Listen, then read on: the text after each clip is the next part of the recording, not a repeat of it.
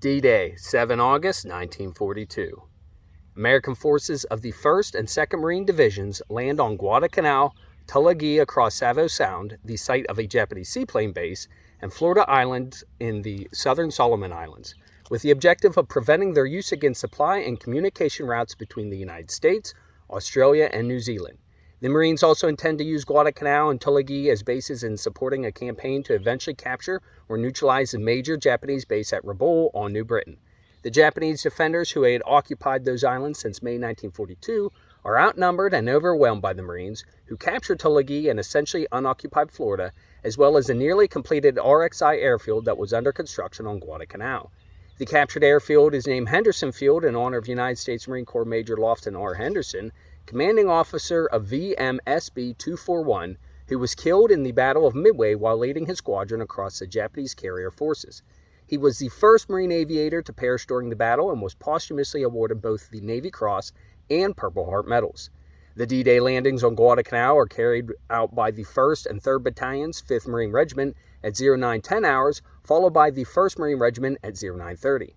Landings on the Florida Islands across Savo Sound are carried out earlier that morning by the 2nd Battalion, 5th Marine Regiment, the 1st Parachute Battalion, and the 1st Marine Raider Battalion. The 7th Marine Regiment and 1st Battalion, 11th Marine Regiment arrive 18 September. The division begins withdrawals from the island 12 December, and the 2nd Marine Regiment, reinforced by the 3rd Battalion, 10th Marine Regiment, are also part of the initial 7 August landings, with the reinforced 8th Marine Regiment landing on 2 November and the reinforced 6th Marine Regiment on 4 January 1943. The Allies chose the Solomon Islands, a protectorate of the United Kingdom, specifically the southern islands of Guadalcanal, Tulagi, and Florida Island, as the first target, designated Task 1, codenamed Pestilence, with the initial objectives to occupy the Santa Cruz Islands, codenamed Huddle, Tulagi, codenamed Watchtower, and adjacent positions. Guadalcanal, codenamed Cactus, which eventually became the focus of the operation, was not even mentioned in the early directive and only later took on the operation name Watchtower. Tiny Tulagi had a large natural harbor perfect for a float plane base, and small Florida Island had been taken as the dominated Tulagi. Large Guadalcanal, south across the soon-to-be-named Iron Bottom Sound, was added when it was discovered the Japanese were building an air base there. By August, the Japanese had about 900 naval troops on Tulagi and nearby islands and 2,800 personnel on Guadalcanal, 2,200 being Korean forced laborers and trustees as well as Japanese construction specialists. These bases would protect Japan's major base at Rabaul, threaten Allied supply and communication lines, and establish a staging area for a planned offensive against Fiji, New Caledonia, and Samoa, Operation FS. The Japanese planned to deploy 45 fighters and 60 bombers on Guadalcanal. In the overall strategy for 1942, these aircraft will provide air cover for Japanese naval forces advancing farther into the South Pacific.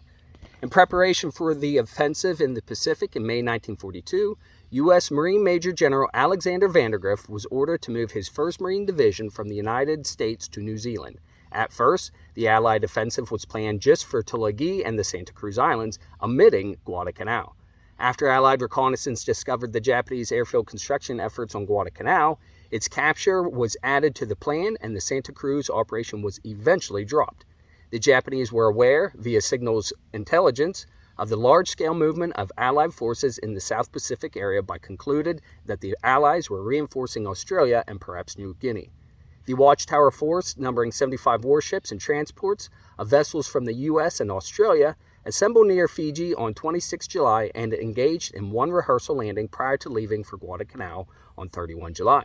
Vandergrift left the 16,000 Allied infantrymen, primarily U.S. Marines, earmarked for the landings.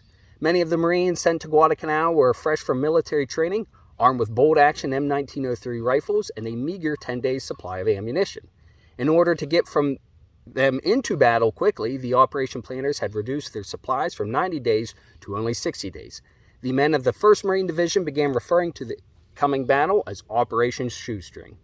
Bad weather allowed the Allied Expeditionary Force to arrive unseen by the Japanese on the night of 6 August and the following morning, taking the defenders by surprise. This is sometimes called the Midnight Raid on Guadalcanal. A Japanese patrol aircraft from Tulagi had searched the general area the Allied invasion fleet was moving through, but missed seeing the Allied ships because of severe storms and heavy clouds. The landing force split into two groups, with one group assaulting Guadalcanal and the other Tulagi, Florida, and nearby islands. Allied warships bombarded the invasion beaches, while U.S. carrier aircraft bombed Japanese positions on the target islands and destroyed 15 Japanese seaplanes at their base near Tulagi. Tulagi and two nearby islands, Gavutu and Tanambogo, were assaulted by 3,000 U.S. Marines under the command of Brigadier General William H. Rupertus. The 886 Imperial Japanese naval personnel manning the naval and seaplane bases on the three islands fiercely resisted the Marine attacks. With some difficulty, the Marines secured all three islands, Tulagi on 8 August and Gavutu and Tanambogo on 9 August. The Japanese defenders were killed almost to the last man. Until next time, stay salty, devils, semper fi, and carry on.